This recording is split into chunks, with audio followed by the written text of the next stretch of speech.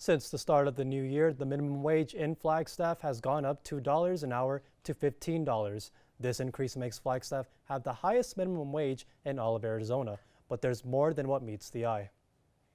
The minimum wage initiative, passed by voters in 2016 and again in 2018, is now in effect for nearly every employer in Flagstaff, with one very big exception, NAU, which is only required to operate under the federal minimum wage for student workers. Because of the increase, the city itself will be paying out quite a bit to city staff making the minimum wage. All of our employees that were at that $13 per hour level, when the jump went to $15 per hour, that's that number you're seeing, the $119,000-ish is what it cost the city of Flagstaff to raise those employees to the higher minimum wage.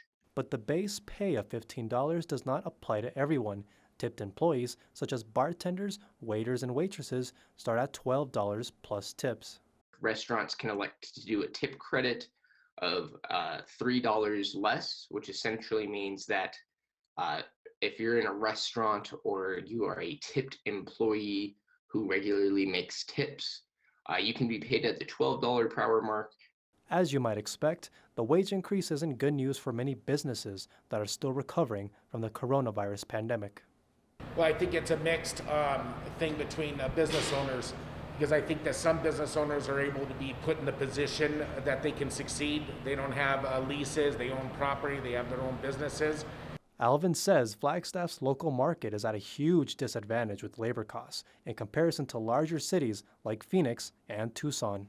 But since the increase, ALVIN and his staff restructured and regrouped by raising prices and even adding 10% service fees, which prevented any of his employees getting laid off. And some customers were not happy. We've also received bad reviews. We've been threatened to be sued.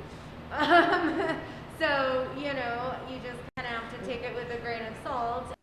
Christian Ayala, NAZ Today.